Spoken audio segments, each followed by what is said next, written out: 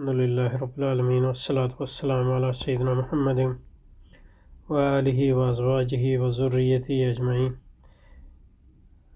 We are going to read this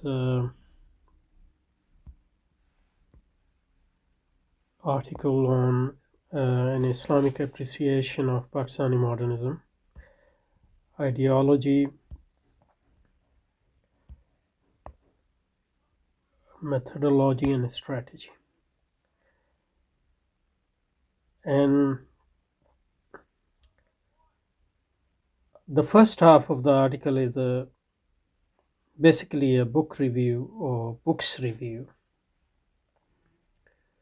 a review of 2 or 3 books. And the second part talks about the general methodology of these authors. So basically, I am personally more interested in the methodology. I'm not interested in the individual authors. But we will read it anyway, just to get an idea and also provide the context of what we will talk in the methodology section. So hopefully over the next few days we'll try to read this article and finish it off, inshallah. Okay. So an Islamic appreciation of Pakistani modernism, ideology, methodology and strategy. It's from an article published in the Journal of National Institute of Public Administration, Karachi. They used to have a online copy of this, but I couldn't find it. But if I find it, I'll provide the link. Otherwise, you can just follow my screen. Okay.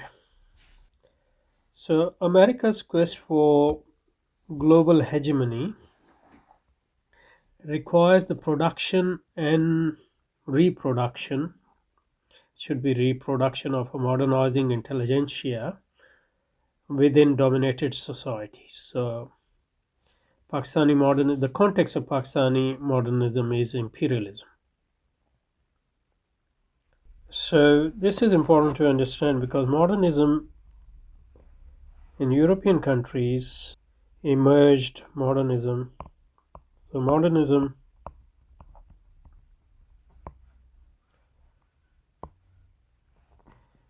within Europe emerged from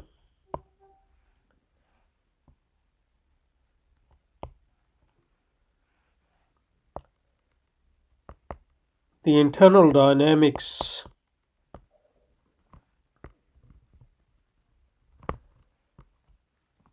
and development and struggles within those societies.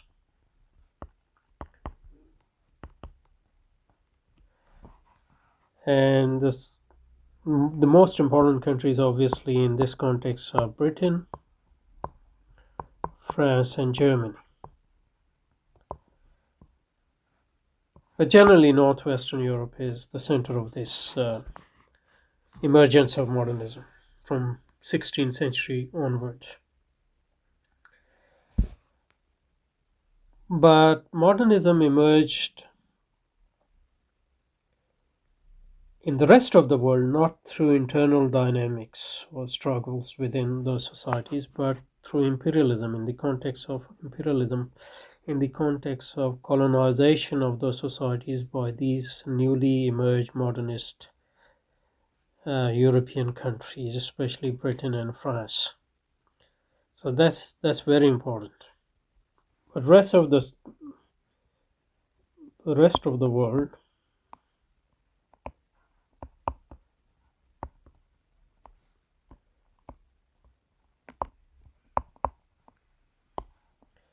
modernism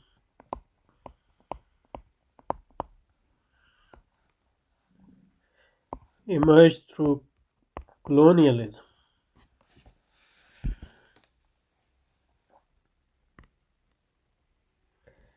And is sustained through imperialism. And obviously as the spearhead of that imperialism, America has an important role. So, modernism in the rest of the world, especially in the Islamic world, is not an indigenous movement. It is a movement closely linked to colonialism and imperialism. Um, so, modernism in dominated societies, modernism in third world societies. So, modernism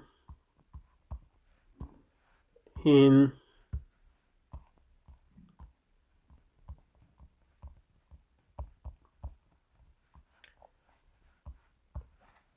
the third world societies is necessarily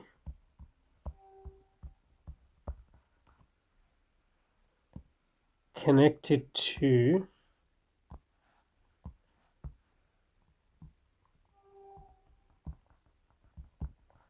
subordination of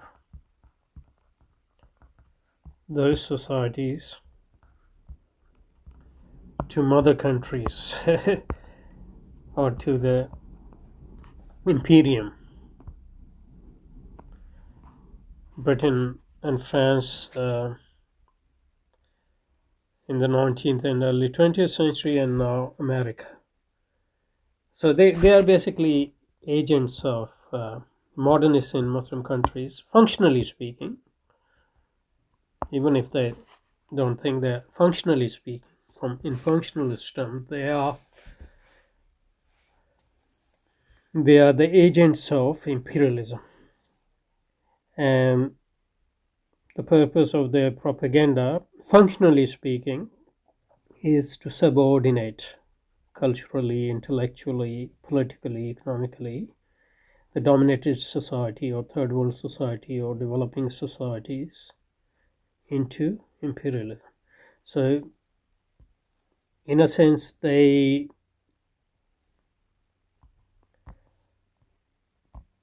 modernism, even though they use nationalism at times as their main vehicle, as we have seen through recent development, modernism is antithesis of national self-determination.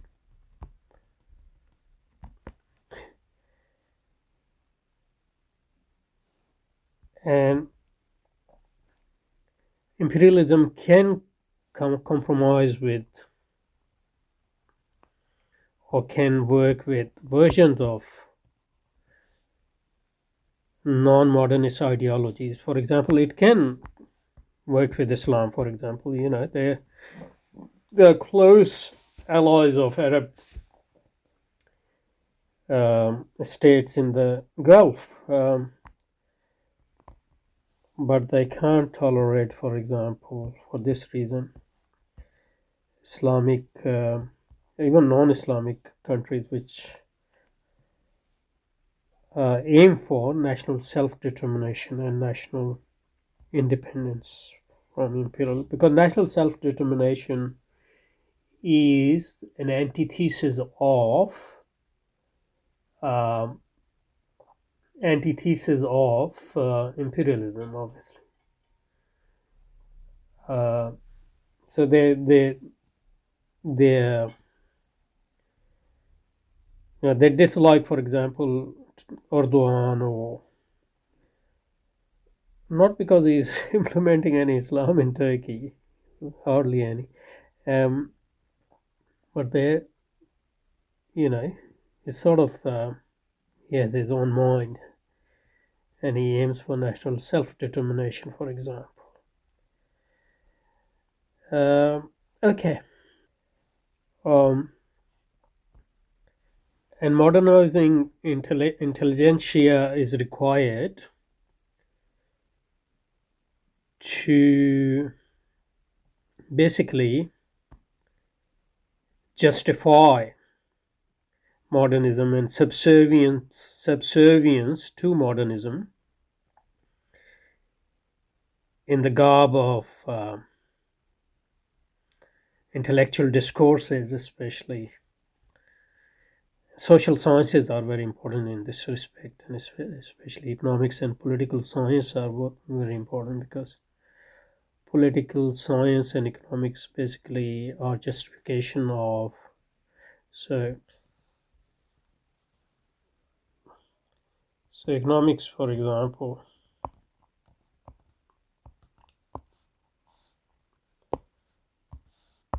although it is presented as a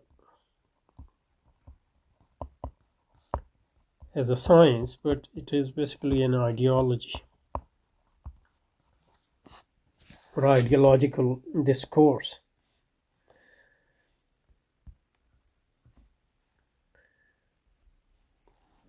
Ideology which justifies capitalism. So the role of economics in the dominated society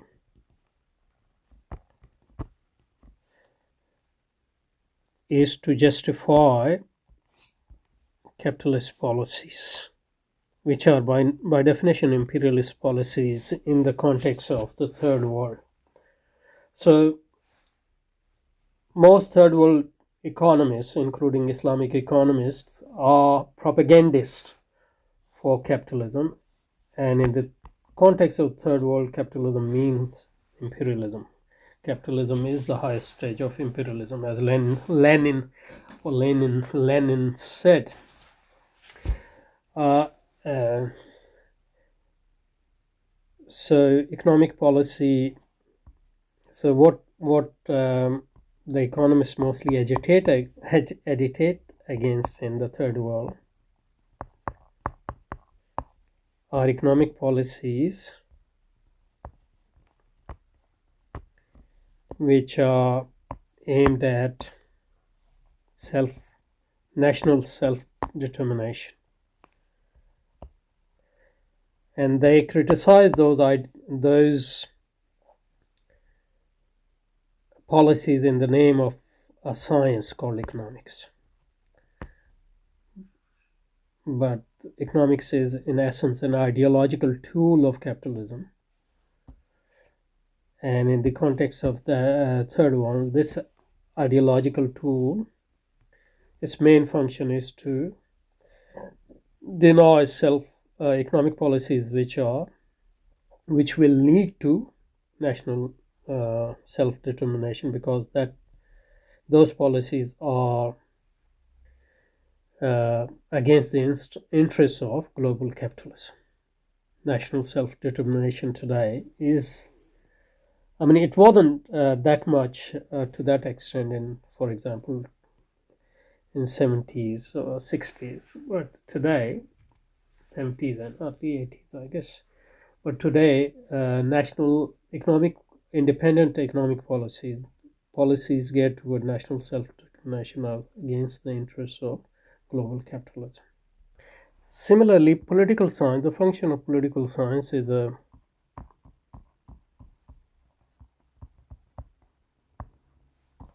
and social sciences in general, political science, the purpose of political science political science is also an ideology.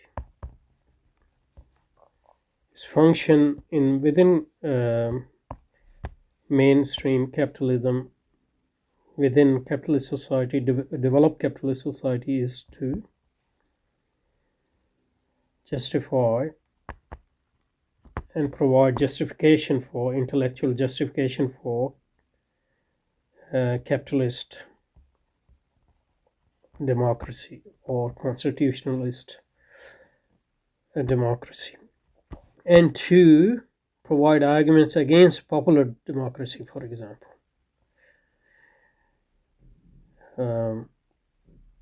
or any form of non-capitalist democracy, for example. The function of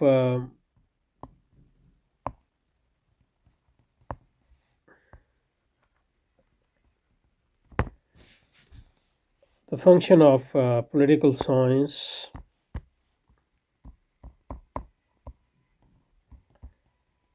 in third world country, on the other hand, is to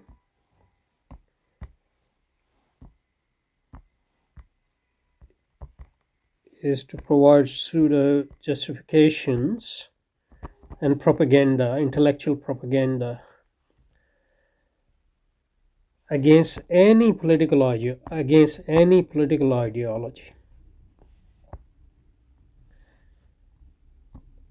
which can stand against the hegemony of global capitalism. So in this context, truly nationalist movement, the movement today aiming for determination, and obviously Islamic movements, or Islam is targeted precisely for this reason, because Islam is against capitalism, and Islam can lead to a political organization which aims at an independent existence against capitalism. So it can provide the basis for self-determination and emancipation from the hegemony of global capitalism. And the last but not least, the science which is important in this regard, science or ideology, is sociology.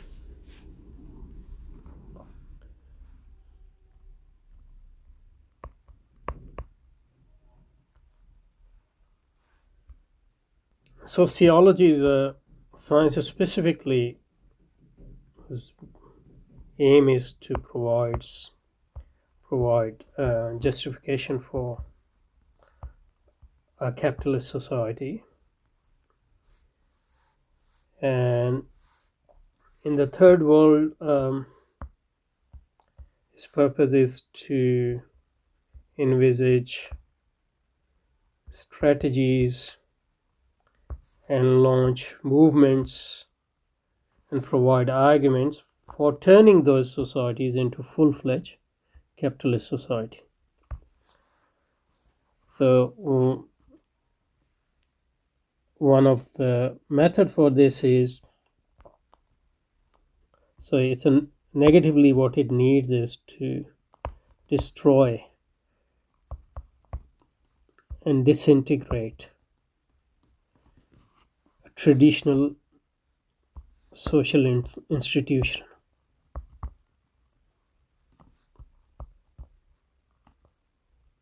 For example, family. Because without the destruction of family, you can't have a full-fledged traditional family. You can't have a full-fledged capitalism in any society. You can't make a society into a capitalist society. That's why one of the main tools for that is feminism and NGO movements. The purpose of these social movements is to turn non-capitalist societies into capitalist society through initially the destruction of traditional social institutions, and then providing propaganda for, and human rights is another tool through which this is done.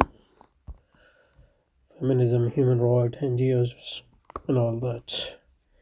And these social scientists, so-called, they provide ideological justification for these movements, human rights movement, feminism, NGOs, etc. And also they wage war against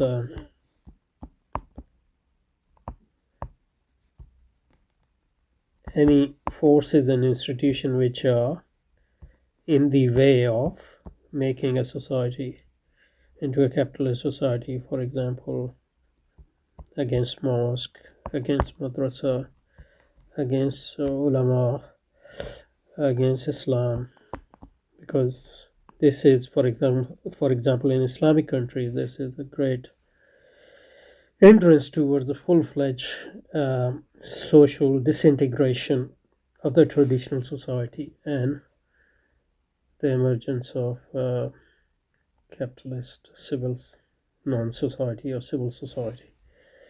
And so in this sense, this is the function of these economists. So economists, political scientists, political science, and sociology, they are the tools, intellectual tools, for the disintegration of the non-capitalist society and for the establishment of the capitalist society, and provide justification for imperialist policies within dominated societies. And as you will see, all these authors are either economists or political scientists or sociologists. Okay. Okay, so America's global quest for global hegemony required the production and reproduction of a modernizing intelligentsia within dominated society. Producing and ensuring the intellectual hegemony of such an elite is an essentially difficult task in an era when the modernist project has all but collapsed. So the irony is that modernity is actually on a decline, relatively speaking, obviously, in intellectual terms within the mother countries, within the developed countries. But on the other hand, these propagandists for capitalism, the so-called third world economists and political scientists and sociologists, they seem to have the naive 19th century belief, still holding naive 19th century belief in modernity and its potential. So that's the irony. In an era when the modernist project has all but collapsed, as Brown argues in her recently published politics out of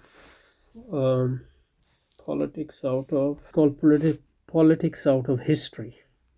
The book's name is Politics Out of History. The West is still grieving the loss of belief in progress, rights, freedom, and reason, yet it holds these ideals to be irreplaceable. Like, although there's no alternative to progress, rights, and freedom and reason, so it considers them irreplaceable, but it has essentially lost the justificatory belief in these ideals.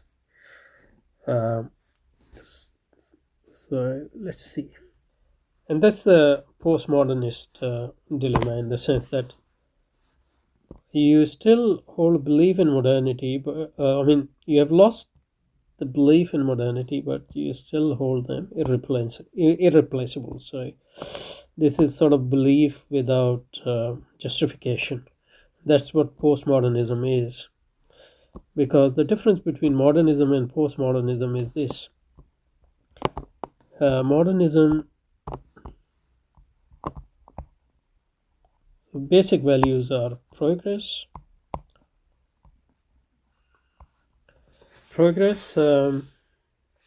what else was there? Progress, rights, human rights, and freedom, and reason. So modernism belief in these values, modernism belief in these values, and it also believes that these values are you can justify these values as so freedom, right, progress. You can justify them on the basis of reason. So you have belief in these values, but that belief is justified belief. So in a sense, it's a form of knowledge. And by justification here, obviously you mean ultimate justification, or sort of absolute justification based on reason. So reason can provide not only what should be our prime values, but it can also justify those values as true values. Now, postmodernism